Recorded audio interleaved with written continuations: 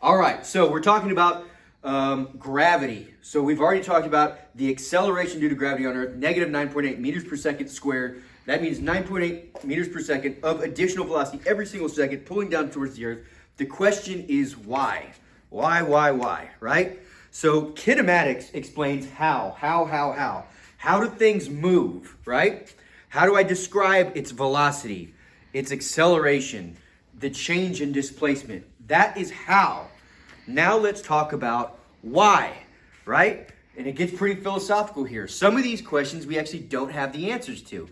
But in general, the question of why, right, can be traced back in a large part to one guy in physics. And we're going to talk about that dude today. His name is Isaac Newton. Isaac Newton. A couple things about Isaac Newton. One, he was one of the smartest men that ever lived, hands down, point blank, period.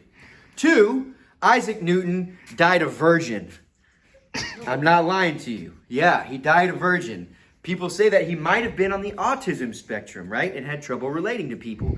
Any way you slice it, the dude was so smart that he created calculus in his spare time. He figured out how gravity works that wouldn't be updated until a man named Albert Einstein came along. Long story short, he was a real smart virgin dude, right? He had really long, pretty hair, right? And legend has it that he was sitting under a tree one day, and that tree was like this, right?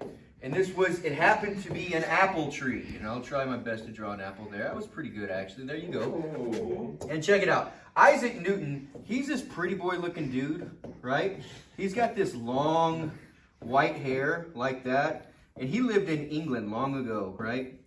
And he's just chilling under this tree. And the apple, you guys have heard the story, right? Yeah. Supposedly, the apple falls down, and now we know that apple would accelerate due to gravity, right? And it bonks him on the head. And he's like, dude, what happened? I don't understand why things fall towards the ground, right? Why do they fall towards the ground? How does that work? And he starts this almost, decades-long process of trying to understand this concept that we now know as gravity. So, what happens after this is that, in addition to creating calculus and writing a book called Principia Mathematica, which pretty much contains all of modern math and how it relates to reality, aka the natural world, he found out that gravity isn't just a thing that happens on Earth, and it's not just a thing that happens between apples and the ground. It happens between every single thing that exists, right? And there's a word for that, right? And that word is called universal, right? Universal, right? Like Universal Studios or Universal Healthcare. Universal. The proof is in the name. It's universe-wide, right? Gravity happens everywhere in the universe to everything, point blank and period. So we call this universal gravitation. So this is what we're learning today. And we're going to learn how to calculate and describe universal gravitation based on something's attributes, right? So pay attention, pay close attention. There's a new formula and a new constant, right? Like 9.8 meters per second squared, the acceleration due to gravity on Earth was a constant. You need to know it. We have a new constant that we're going to figure out here today. So let's think about how we understand gravity right now. Right now, you know gravity as one thing. What's up? Yeah, terrible time to ask that. Gravity, you understand, happens between you and the Earth, right? Well, let's talk about that. Gravity that happens between you and the Earth, right? So here is the Earth. Man, that is a sweet Earth, right? Here is you. Man, that is a sweet you, right? Here's you right there, right? Wow. And you know that if you jump up, gravity is going to pull you down. There is a force pulling you down. Now, that's the first word you need to know, right? A force. Well, what is a force? Forces can be described as two things. Things that push you or things that pull you. That's it. Things that push you or things that pull you, right? So they can be a pull force or a push force. Guess which one gravity is? Does gravity pull you or push you? Pull you. It pulls you. It pulls you down, right? Mm-hmm. Where does that force come from? Air. Let's say this. If I have a a student right here, like Mr. Kibbles, and I push him, right? The force comes from me. I put some force onto him. I did some work. I utilized some energy, right? But where does the force of gravity come from?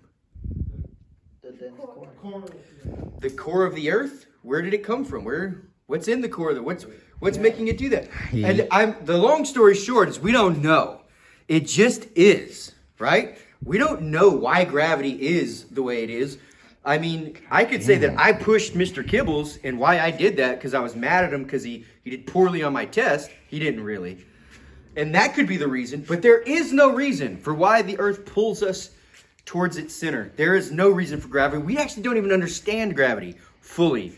This is just an approximation. So we understand that it's a pull force that pulls us down. Now, let's talk about what Isaac Newton discovered. He discovered that two things matter. One, if I have two objects, right, they are attracted to each other. Everything, right? Me and that cup are attracted to each other, right? The cup and the sun are attracted to each other, right? All things, it's universal. But the way that you see it most and the way that gravity is affected most is by the mass of two things, right? So the reason why we understand gravity like planets, right? Because planets have a lot of mass. So maybe the sun or the earth and the moon, right, have a lot of gravity. The force of gravity holds them together. You know that because they have a lot of mass. So we'll have a mass here and a mass here, right? We'll call that mass 1 and mass 2. There's a gravity that exists between them. Now, think about this. What do you think would happen if I took Earth, right, and I immediately replaced it with an Earth that was twice as big? What do you think would happen?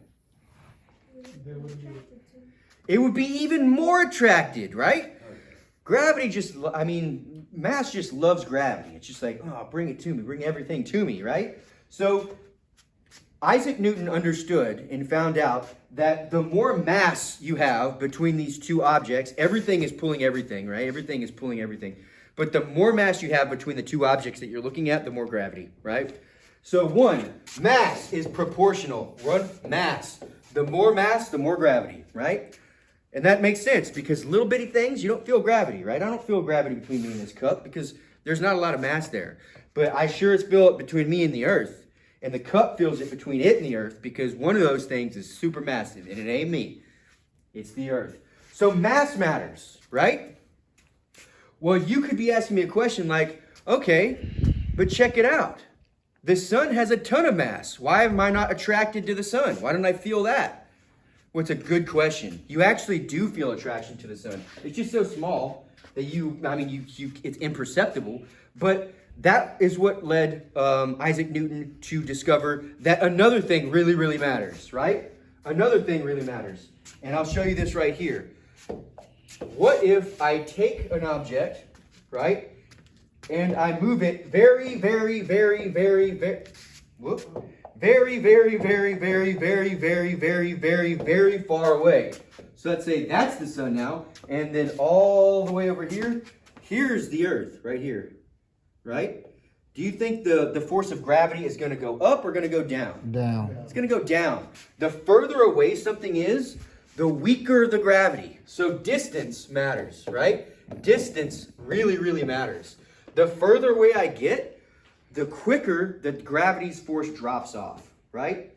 It's kind of like if you got a crush on someone. The closer you are to them, the more you feel that crush, right? The further away, you don't think about them. You don't think about it at all. So distance plays a huge part, an even bigger part than mass, and I'll show you why. So Newton figured out, and this is what the equation that we'll use, is the force, the push or pull force, the pull force that we feel due to G gravity, right, is going to be equal, right, to the product of the masses, which means I multiply the masses together. You understand, if I'm looking at the force of gravity between two things, I have two things, right?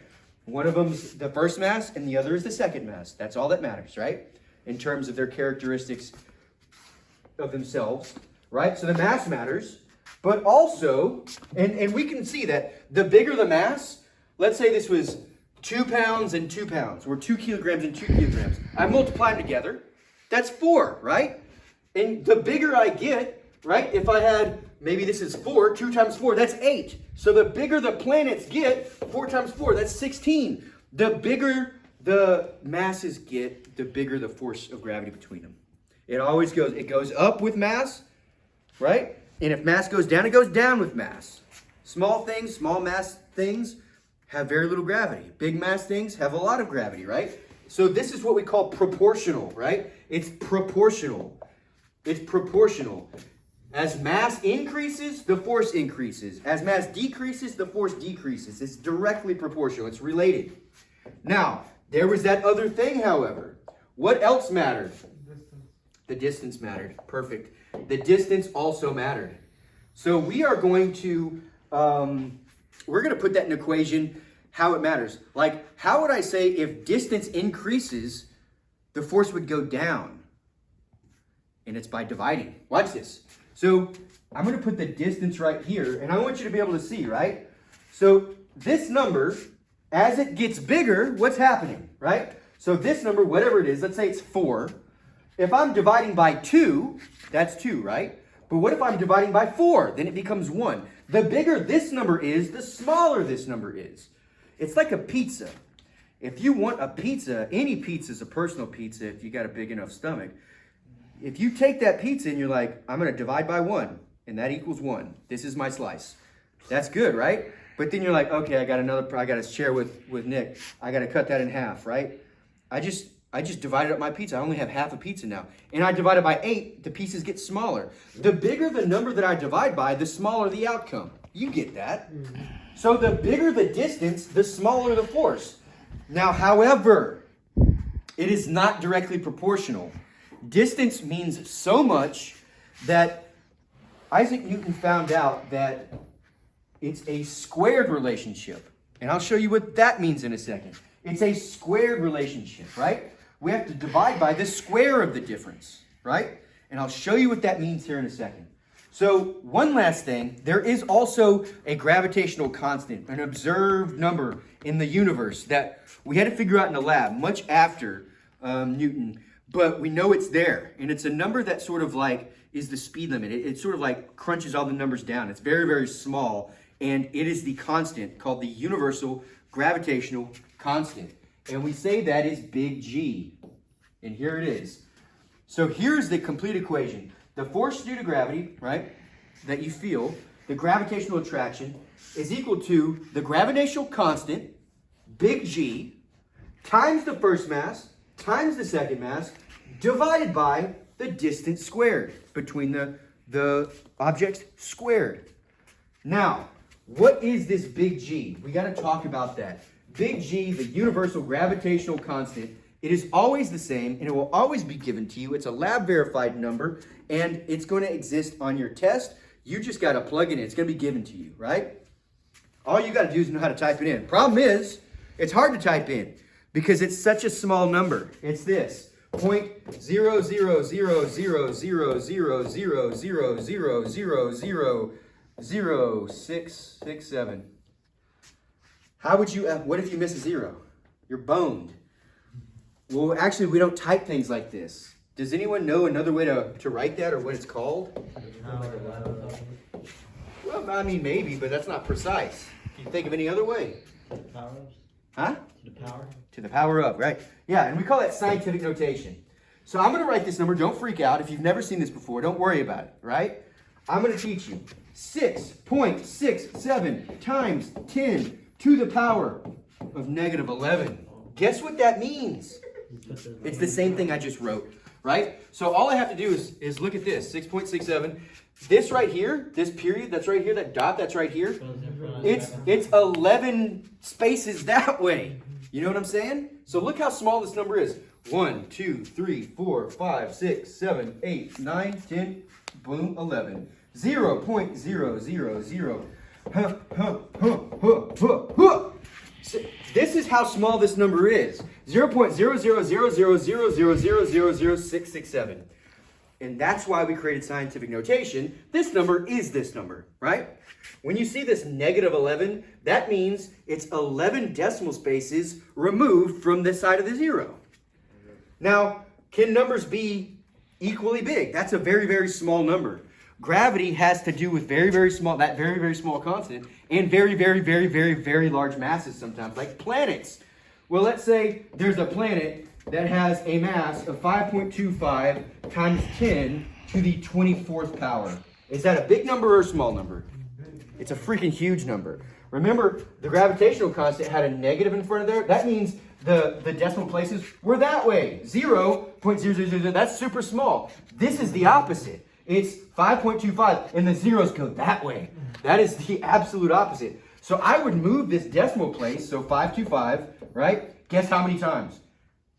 24. 1, 2, 3, 4, 5, 6, 7, 8, 9, 10, 11, 12, 13, 14, 15, 16, 17, blah, blah, blah. And it's going to be zeros all the way down. Guys, these are the masses and the distances of things like planets in the universe. They're so far apart. Aliens are real, by the way. I don't know if you knew that. Yeah.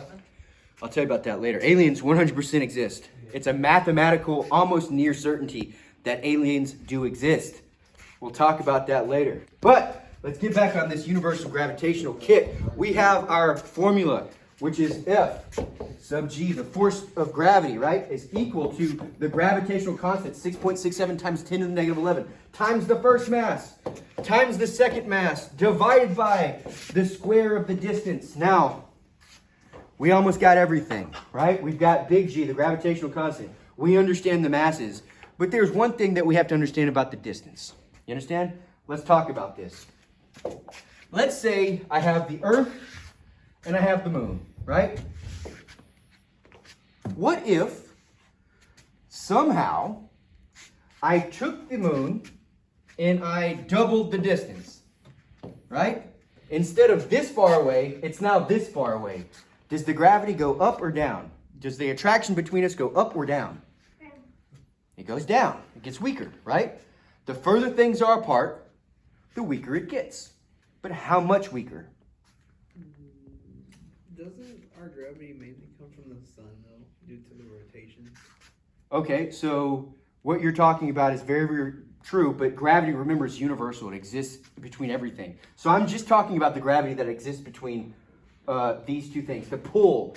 The moon is there because we're pulling it towards us, right? That's what stays in, and the sun is doing the same to us and that entire system. And something else, like a giant black hole in the middle of our universe, is or in the in the middle of our galaxy, is pulling our sun, and so on and so forth, right? There's all these pull factors. But my question is, if I doubled the distance between the Earth and the moon, Emily's right. The force would go down. The gravity that we feel would go down, right? I'm not asleep. By how much? That's the question. By 2? If I double the distance, how much does the gravity get reduced by? Half? Wrong. But that's what you'd want to say, because it kind of makes sense. Let's look at the equation. The force due to gravity is equal to the big G times the first mass times the second mass divided by the distance squared. And if I'm doubling the distance, right, from 1 to 2, I'm dividing by 2. But you forgot the squared. You forgot the squared, right? So that's where we got to flash back to like 8th grade math that some of us weren't paying attention. Now let's check this. Let's make a little table of the distance, right? And the effect on the force due to gravity. So let's do this. Remember, and I have the force due to gravity is equal to big G, and you're going to get sick of this formula because you're going to be doing it so many times. That's what I'm going to be doing. That's what I'm looking at here. So if the distance was 1, that's divided by 1 squared. What is 1 squared? 1. How about the distance is 2 now? It's doubled. What is 2 squared? 4. Right? 4. What if the distance is 3? 9. 3 squared is 9. What if the distance is 4? 16. 16, right? Do you see what's happening? As the distance increases, the force gets divided by an ever-increasing number. It's a squared relationship. It is an inverse squared. The bigger this number is, 1, 2, 3, 4, the gravity gets split in a quarter, in a ninth, in a 16th. And I want you to think about it like this.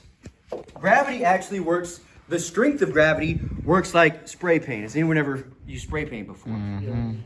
Really? Check it out. Think of gravity as like some spray paint, right? Here's a can of your favorite spray paint, right? If you spray it up close, you can hit a whole piece of paper, right? And it covers the whole piece of paper really good, like this. It covers the whole piece of paper, like that, right? But if you double the distance, right? If you go even further, does it cover the whole piece of paper? No. No, it doesn't cover the whole piece of paper. Maybe it covers a little bit of it, like this, right? Right? And then what if you increase the distance there? Even less. What number should go here? Huh? 9, right? And it gets weaker and weaker, right? It's strong up close. The further you get away, it's weaker. Why? Because we're dividing by the distance squared, right? So any number I put in the denominator, I gotta square it. That's the number I divide by. Here I'm only dividing by 1, because 1 squared is 1.